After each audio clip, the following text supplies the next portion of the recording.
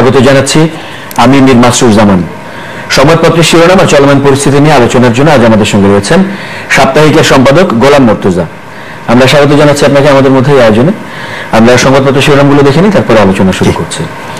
বাংলাদেশ প্রতিদিন, ফাঁসির জন্য অপেক্ষা, চূড়ান্ত রায়ের কপি কারাগারে, কড়া নিরাপত্তায় দেশ। তারেক, রানা, আরিফ, নূর সহ 35 জনের বিরুদ্ধে চার্জশিট, নারায়ণগঞ্জে 7 খুন। মানব জমিন, শিগগিরই 10,000 নার্স নিয়োগ। আনিসুল খোকন সরব, প্রচারণায় আব্বাসের স্ত্রী। সিটি কর্পোরেশন নির্বাচন 2015। আমাদের সময়, নতুন নীতিমালা জারি, অনুমোদন ছাড়া খেলাপি ঋণ অবলোপন নয়। সকালের খবর, ইয়েমেন থেকে 49 বাংলাদেশিকে উদ্ধার। জয় জয় দিন, খালেদার বাসায় ফেরাকে স্বাগত রবার্ট গিবসনের। মানবকণ্ঠ, প্রাণ ভিক্ষার সময় পেলেন, আজ কার্যকর হতে পারে ফাঁসি। ভোরের কাগজ, মাঠে নামল বিএনপি, দ্বিতীয় দিনে রাজধানীতে প্রচারণায় ব্যস্ত প্রার্থীরা। বণিক বার্তা, সেলফোন সেবায় জনবল, আউটসোর্সিং নির্ভর হয়ে পড়ছে অপারেটররা। দৈনিক সংগ্রাম, মোহাম্মদ কামরুজ্জামানের দণ্ডাদেশের কপি কারাগারে, আইনজীবীদের সাথে সাক্ষাৎ আজ। আলোকিত বাংলাদেশ, 7 খুনে অভিযুক্ত 35। দৈনিক করতোয়া, জমে উঠেছে সিটি নির্বাচন, প্রার্থীরা মাঠে সরব। The independent, verdict red out to Kamruzzaman. Financial express, ambitious, টাকা 2.95 trillion budget, likely on June 4। এই ছিল সংবাদপত্রের শিরোনামগুলো আমরা দেখলাম। তো যথারীতি প্রধান শিরোনাম হিসেবে আমরা বেশিরভাগ সংবাদপত্র দেখতে পেয়েছি জামায়াত নেতা 71 মানবতা বিরোধী অপরাধী কামরুজ্জামানের ফাঁসির রায় কার্যকর হওয়ার বিষয়টি নিয়ে, মানে সেটি হতে যাচ্ছে এরকম বিষয় নিয়ে।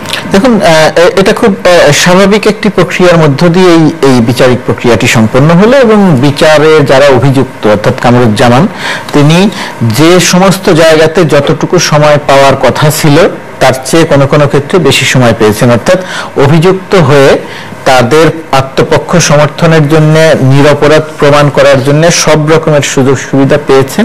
তার ভিত্তিতেই সবকটি আইনের সবকটি পর্যায়ে অতিক্রম করে রায়টি এখন চূড়ান্ত হয়ে গেছে। এখন শাস্তিটি কার্যকরের ব্যাপার। এটি দেন বাংলাদেশের মানুষের জন্য 1971 সালে বাংলাদেশের মুক্তিযুদ্ধ হয়েছিল। সেই মুক্তিযুদ্ধে অল্প কিছু সংখ্যক রাজাকার ছাড়া, এই কামরুজ্জামান, মতিউর রহমান নিজামী, গোলাম আজম, অল্প কয়েকজন ছাড়া বাংলাদেশের সব মানুষ মুক্তিযুদ্ধের পক্ষে ছিল, সব মানুষ মুক্তিযুদ্ধ করেছিল। সেই হিসেবে বাংলাদেশের অধিকাংশ মানুষ এই বিচারটি চায় যে 1971 সালে যে অপরাধ করেছিল সেই অপরাধের বিচার হতে হবে। সেই ইতিহাস আমরা জানি যে দীর্ঘ বছর হয়নি, কিন্তু অনেক দেরিতে হলেও এই বিচার প্রক্রিয়াটি হচ্ছে। এই বিচার প্রক্রিয়া নিয়ে এই একটি রায়ের প্রসঙ্গ যখন আসে, তখন আমাদের খুব গভীর শ্রদ্ধার সঙ্গে স্মরণ করতে ইচ্ছা করে শহীদ জননী জাহানারা ইমামকে, যিনি এই 71-এর ঘাতক দালাল নির্মূল কমিটি গঠন করেছিলেন। আরো দু একজন মানুষ মুক্তিযোদ্ধার কথা আমাদের স্মরণ করা উচিত। এই ঘাতক দালাল নির্মূল কমিটি গঠনের নেপথ্যের অন্যতম রূপকার ছিলেন সাংবাদিক বিচিত্রা সম্পাদক সাদত চৌধুরী। তাকে আমাদের খুব শ্রদ্ধার সঙ্গে স্মরণ করা উচিত। এই অনুষ্ঠানে আসার কিছুক্ষণ আগে 2 নম্বর সেক্টরের আরেকজন গেরিলা শহীদ রুমির সহযোদ্ধা হাবিবুল আলম বীর প্রতীকের সঙ্গে কথা হচ্ছিল। তিনি যেটা বলছিলেন, খুব উল্লসিত হয়ে বলছিলেন যে বিচার প্রক্রিয়া শুরু হয়েছিল, শহীদ জননী জাহানারা ইমাম বিচার প্রক্রিয়াটি দেখে যেতে পারেননি, সাদত চৌধুরীরা বিচার প্রক্রিয়াটি দেখে যেতে পারেননি, কিন্তু তারা দেখে যেতে না পারলেও আমরা অল্প কয়েকজন যেটা দেখে যেতে পারলাম, এর জন্য আমরা প্রধানমন্ত্রী শেখ হাসিনাকে শুভেচ্ছা জানাই, অভিনন্দন জানাই, কৃতজ্ঞতা জানাই। আমিও মনে করি যে এই সরকারের অনেক ত্রুটি আছে, অনেক বিচ্যুতি আছে, অনেক সমালোচনা আছে, কিন্তু যুদ্ধাপরাধের বিচার শত প্রতিকূলতাকে মাথায় নিয়ে, শত প্রতিকূলতাকে অতিক্রম করে যুদ্ধাপরাধ বা মানবতা বিরোধী অপরাধের বিচারের এই প্রক্রিয়াটিকে যে জায়গাতে নিয়ে এসেছেন, যে জায়গাতে আনার ক্ষেত্রে যে যত রকমের বাধা প্রতিকূলতা, এই জন্য অবশ্যই শেখ হাসিনা সরকার প্রশংসা পেতে পারে, ধন্যবাদ পেতে পারে। পাশাপাশি দাবি থাকবে একটি, যে আরো যে বিচার গুলো হওয়ার কথা, যে প্রক্রিয়াগুলো কিছুটা মাঝামাঝি আছে, কিছু বিচার প্রক্রিয়া শুরু হয়নি, কিছু শুনানির অপেক্ষায় আছে, এই পর্যায়গুলো যাতে আরো দ্রুত করা যায়। ট্রাইব্যুনাল একটি আছে সরকারের পক্ষ, আমরা মাঝে কথা শুনেছি যে ট্রাইব্যুনাল 2টি আছে, ট্রাইব্যুনাল 2টির জায়গায় একটি করার। আমাদের দাবি, বাংলাদেশের মানুষের দাবি, ট্রাইব্যুনাল 2টির জায়গায় একটি নয়, ট্রাইব্যুনাল 2টির জায়গায় আরো সংখ্যা বাড়ানো দরকার। যে সমস্ত অপরাধী এখনো আছেন তাদেরকে বছরের পর বছর সুযোগ না দিয়ে দ্রুত এই বিচারটি শেষ করে, এই পুরো প্রক্রিয়াটি শেষ করে বাংলাদেশকে সামনে এগিয়ে যাওয়ার পথকে ত্বরান্বিত করা দরকার। এই একই বিষয় নিয়ে পুরো জাতি সারা জীবন ধরে শুধু দাবিই করে যাবে, এটি হতে পারে না। এই দাবিটি যেহেতু সরকার শুরু করেছে, প্রশংসনীয় কাজ করছে, দেশের মানুষ সমর্থন করছে, সুতরাং সরকারের কাছে প্রত্যাশা থাকবে যত দ্রুত সম্ভব ট্রাইব্যুনাল সংখ্যা বাড়িয়ে আসামিদের সুযোগ সুবিধা দিয়ে, তারা সুযোগ সুবিধা বলতে তারা যে আত্মপক্ষ সমর্থন করবে, যে আইনি সুবিধা তাদের পাওয়ার কথা সেটা তারা পাবে, কিন্তু তারপরেও গতিটাকে আরেকটু ত্বরান্বিত করে এই প্রক্রিয়াটি সম্পন্ন করা দরকার। তাহলেই আমার মনে হয় যে এই জায়গাটিতে সরকার সত্যিকারের ধন্যবাদ পাবে এবং সত্যিকারের মানে সরকারকে আরো বেশি ধন্যবাদ জানানো যাবে, শেখ হাসিনাকে আরো বেশি শুভেচ্ছা জানানো যাবে, অভিনন্দন জানানো যাবে, এবং এটি বাঙালি জাতির জন্য অত্যন্ত প্রয়োজনীয় একটি কাজ হবে, এক ধরনের কলঙ্ক মুক্ত হওয়া হবে। মোটামুটি ভাবে এই জায়গাতে যেটি বলে আরেকটি কথা বলে শেষ করি, যে জামাত 1971 সালে অপরাধ করেছিল, ঘৃণ্যতম অপরাধ করেছিল। যেহেতু জামাতের এই বিষয়টি নিয়ে কোনো অপরাধ বোধ নেই, জামাতের নেতাদের কোনো অপরাধ বোধ নেই, সেই কারণে কোনো মৃত্যুই আনন্দের নয়, যে কোনো মৃত্যুই কষ্টকর। কিন্তু জামাতের নেতারা যখন এই এত বড় অপরাধ করার পরেও, যখন শাস্তি হওয়ার পরেও যখন তারা ভি চিহ্ন দেখায়, তখন দেশের মানুষ তাদের এই দাম্ভিকতাকে পছন্দ করে না। যখন কামরুজ্জামানের মেয়ে স্ত্রীরা যখন ভি চিহ্ন দেখায়, তখন দেশের মানুষ তাদের প্রতি এক ধরনের ক্ষিপ্ততা তৈরি হয়, তাদের প্রতি মানুষের ঘৃণা আরো বেড়ে যায়। কামরুজ্জামানের দুই ছেলে যখন সামাজিক যোগাযোগ মাধ্যমে মুক্তিযোদ্ধাদের অসম্মান করে কথা বলে, দাম্ভিকতা দেখায়, তখন দেশের মানুষের এদের প্রতি এক ধরনের ঘৃণা বেড়ে যায়। সুতরাং দেশের মানুষ যে ফাঁসি চাই বলে মিছিল করে, ফাঁসি চাই বলে স্লোগান দেয়, সেই প্রথম অবস্থাতে কিন্তু ফাঁসি চাই বলে স্লোগান দেয় না, প্রথম অবস্থাতে চাওয়া হয়েছিল এদের বিচার চাই। কিন্তু এদের এই দাম্ভিকতা, এদের এই ভিত্তি চিহ্ন দেখানো, এই গোলাম আজমের ছেলেদের দাম্ভিকতা, কামরুজ্জামানের ছেলেদের অশ্লীল ভাষায় মুক্তিযোদ্ধাদের বিষাদগার করা, এর প্রেক্ষিতেই কিন্তু দেশের মানুষ আর এক ধরনের মানে ক্ষিপ্ততার থেকে দেশের মানুষ এদের প্রতি এক ধরনের ঘৃণার থেকে কিন্তু ফাঁসি চাই স্লোগান ওঠে। এটি আপনি যেটি বলছিলেন যে জামায়াতের কর্মকাণ্ডের কারণে এবং জামায়াতের নেতারা যেটি করছে, তো এই যুদ্ধাপরাধীদের বিচারের হাত ধরে আরেকটি দাবিও সোচ্চার হয়েছে এখানে, সেটি হচ্ছে যে যুদ্ধাপরাধে জড়িত সংগঠন হিসেবে জামায়াতে ইসলামীর না, এটা খুবই যৌক্তিক হচ্ছে এই কারণে, যে সমস্ত জামাতের নেতাদের যুদ্ধাপরাধের দায়ে বিচার হয়েছে, রায় হয়েছে, সাজা হয়েছে, সেই সমস্ত রায়ে বিচারকদের পর্যবেক্ষণে, বিচারকদের রায়ে কিন্তু সুনির্দিষ্ট করে জামাতে ইসলামীকে একটি যুদ্ধাপরাধী সংগঠন হিসেবে উল্লেখ করা হয়েছে। যেহেতু যুদ্ধাপরাধী সংগঠন, জামাত শুধুমাত্র ধর্মভিত্তিক রাজনৈতিক দল নয়, ধর্মভিত্তিক রাজনৈতিক দল হিসেবে তার বিরুদ্ধে ব্যবস্থা নেওয়ার প্রসঙ্গটি নয়, যেহেতু যুদ্ধাপরাধ করেছে জামাতে ইসলামী দল হিসেবে যুদ্ধাপরাধ করেছে, সুতরাং তার নেতাদের বিচার হচ্ছে অবশ্যই সংগঠন হিসেবে জামাতের বিচার হওয়া অবশ্যই উচিত। এবং আমরা দাবি জানাই, প্রত্যাশা করি যে সরকার এই নেতাদের বিচারের পাশাপাশি এই জায়গাটিতেও সরকারের যে এক ধরনের মৌনতা আছে, সেই মৌনতা ভেঙে তারা এই সংগঠন হিসেবে জামাতে ইসলামের বিচারের দিকে অগ্রসর হবেন। আরেকটি প্রধান শিরোনাম আমরা দেখেছি, সেটি হচ্ছে যে এটি অত্যন্ত জাতীয়ভাবে অত্যন্ত আলোচিত একটি বিষয়, যে নারায়ণগঞ্জে যে 7 খুন মামলা এবং সেটার চার্জশিট দেওয়া হয়েছে, এবং সেখানে আমরা দেখেছি সেনা কর্মকর্তা সহ র্যাবের অনেক সদস্য এবং ভারতের একজন পলাতক আসামি নূর হোসেন, তাকে সহ 25 জনের নামে চার্জশিট দেওয়া হয়েছে। এই 7 খুনের মামলা নিয়ে বর্তমান সরকার খুব প্রচন্ডভাবে প্রথম অবস্থাতে সমালোচিত হয়েছে, আইন শৃঙ্খলা রক্ষাকারী বাহিনী সমালোচিত হয়েছে। কিন্তু এই এতদিন ধরে তদন্ত করে যে চার্জশিটটি গতকালকে দেওয়া হয়েছে, সেই চার্জশিটটি প্রাথমিক অবস্থাতে, এখন পর্যন্ত পুরো চার্জশিটটি না পড়ে প্রাথমিক অবস্থাতে আমাদের কাছে মনে হচ্ছে যে এটি মোটামুটিভাবে সুষ্ঠু এবং সঠিক তদন্ত হয়েছে। তবে এই জায়গাটিতে যে কথাটি বলতে চাই, যে প্রধান আসামি যাকে করা হয়েছে নূর হোসেন, সেই নূর হোসেনকে যদি এই চার্জশিট দেওয়ার আগেই ফিরিয়ে আনা যেত, সরকার যদি আরেকটু আন্তরিক হতো, তাকে ফিরিয়ে আনতে পারত বলে আমি বিশ্বাস করি।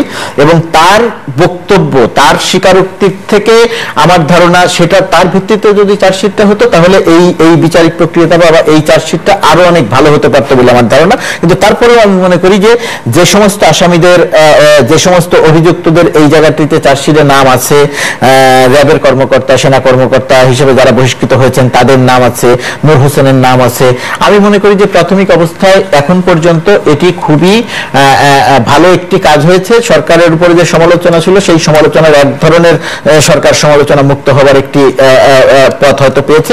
তবে পুরো চার্জশিট ফ্যাক্টটি ভালো মতো না পড়ে এখনই এই জায়গাটিতে খুব চূড়ান্ত মন্তব্য করা যাবে না।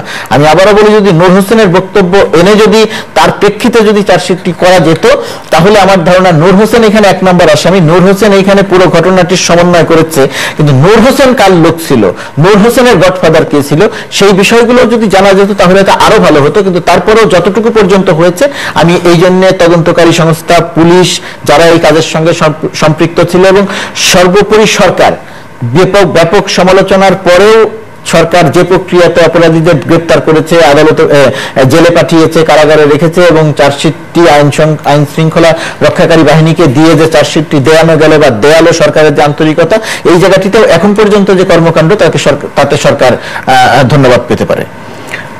আপনি জোর দিচ্ছিলেন নূর হোসেনকে ফিরিয়ে আনার প্রসঙ্গটির উপরে, আপনার কেন মনে হয় যে তাকে এখনো কেন আনা যাচ্ছে না?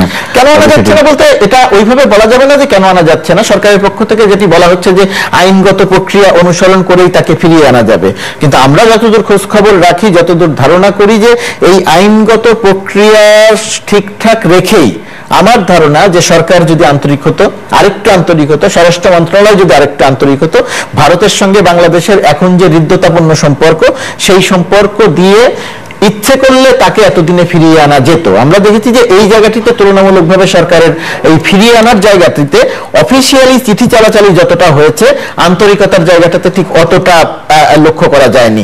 এর প্রেক্ষিতে বলেছি যে যদি ফিরিয়ে আনা যেত, সরকার যদি ফিরিয়ে আনতো। আর এখানে আরেকটি কথা বলা দরকার, যে মামলাটি করেছিল নিহত নজরুলের স্ত্রী সেলিনা ইসলাম, নিহত কাউন্সিলর জি, তিনি যেটা বলেছেন যে তিনি এই মামলাটিতে খুশি নয়। আমার কাছে মনে হয়েছে এই নজরুল হত্যাকাণ্ডকে কেন্দ্র করে পুরো সিদ্ধিরগঞ্জ, নারায়ণগঞ্জে তো অনেক রকমের রাজনীতি হয়েছে, যে অপরাধী নয় এরকম মানুষকেও ফাঁসানোর একটা চেষ্টা হয়েছে। এই জায়গাটিতে আমি আইন শৃঙ্খলা রক্ষাকারী বাহিনীকে অভিনন্দন জানাবো, যারা তদন্ত করেছে, পুলিশ যে তদন্ত করেছে, বিশেষ করে ওইখানে এই ঘটনার প্রেক্ষিতে পরবর্তীতে এসপি হিসেবে যিনি দায়িত্ব নিয়েছিলেন, তাকে আমার কাছে মনে হয়েছে অত্যন্ত দক্ষ, যোগ্য এবং সাহসী একজন পুলিশ অফিসার।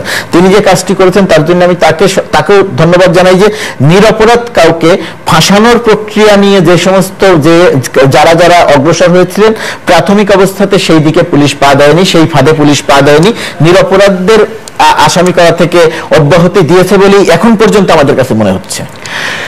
এবার আমরা প্রায় শেষ দিকে, আমরা সংক্ষেপে সিটি নির্বাচন নিয়ে আলোচনা করে শেষ করতে চাই। আমরা দেখেছি যে আজ বিএনপি সমর্থিত প্রার্থী মির্জা আব্বাসের স্ত্রী প্রচারে নেমেছেন এবং সেটি সংবাদপত্রগুলোতে খুব গুরুত্ব দিয়ে ছাপা হয়েছে, যদি উত্তর এখনো বিএনপি সমর্থন। বিএনপি আসলে আন্দোলন, বিএনপি রাজনৈতিকভাবে বিএনপি অত্যন্ত অগোছালো এবং অসংগঠিত অবস্থার মধ্যে আছে। তাদের নেতৃত্ব ঠিক কোন জায়গা থেকে কিভাবে পরিচালিত হচ্ছে, বিএনপির নেতাকর্মীরা বিষয়গুলো জানেন না। সেই কারণে বিএনপি কাকে প্রার্থী করবে, কাকে প্রার্থী করবে না, এই কেন্দ্রিক একটা চরম জটিলতার মধ্যে আছে।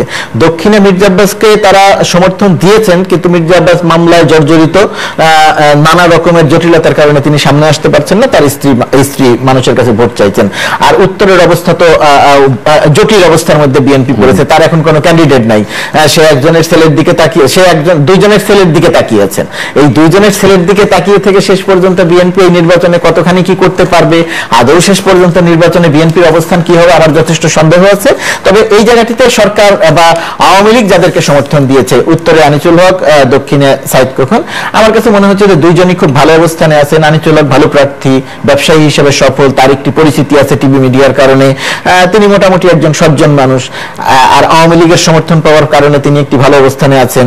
আব্দুল্লাহ আল মিন্টুর মনোনয়নপত্র বাতিল হয়ে যাওয়া বা ইচ্ছে করে বাতিল যাতে হয় সেই ব্যবস্থা করার কারণে আনিসুল হক আরেকটু সুবিধাজনক অবস্থানে আছেন। তার ছেলেকে বিএনপি সমর্থন দিবে না বি চৌধুরীর ছেলেকে সমর্থন দিবে, সেই জায়গাতে বিএনপি এখনো সিদ্ধান্তে পৌঁছাতে পারেনি। অর্থাৎ বিএনপি চরম অগোছালো এবং সরকার এখন পর্যন্ত গোছানো অবস্থাতে আছে। তবে এখানে যেটা বলি যে মানে কিছু আইনি সুবিধাজনক অবস্থাটা বিএনপি আছে এই কারণে যে আইনগত কারণে প্রধানমন্ত্রী শেখ হাসিনা তাদের সমর্থিত প্রার্থীর পক্ষে জনসভা করতে পারবেন না, ভোট চাইতে পারবেন না, কথা বলতে পারবেন না। কিন্তু বিএনপি নেত্রী বেগম খালেদা জিয়া তাদের সমর্থিত বা তার সমর্থিত প্রার্থীর পক্ষে জনসভা করতে পারবেন, কথা বলতে পারবেন, ভোট চাইতে পারবেন। এখন যেহেতু যদিও খুব বড় জনসভা তো নির্বাচনী আচরণবিধিতে করা, বড় জনসভা নয়, কিন্তু তিনি তো ভোট চাইতে পারবেন, কথা বলতে পারবেন বেগম খালেদা জিয়া। কিন্তু বিএনপির সমস্যা হয়ে গেছে যে উত্তরে বিএনপির প্রার্থী নাই। এখন কাকে সমর্থন দিবে, এখন যাকে যেহেতু প্রার্থী নাই সেই কারণে ধরেন একজনকে সমর্থন দিবে, আবার সেই সমর্থিত প্রার্থীকে খালেদা জিয়া ভোট চাইবেন আর মানুষ তাকে ভোট দেবে, এই জায়গাগুলো ঠিক অত সরল নেই, এই জায়গাগুলো অনেক জটিল হয়ে গেছে বিএনপির জন্য। এখন দেখা যাক সামনের সময়টিতে কি হয়। তবে আমাদের প্রত্যাশা থাকবে নির্বাচন কমিশনের কাছে, আমি আগে অনুষ্ঠানে বলেছি, আজকেও বলি এই একই কথা, যে উপজেলা নির্বাচনকে কেন্দ্র করে নির্বাচন কমিশন ব্যাপকভাবে তার ইমেজে ধস নেমেছে।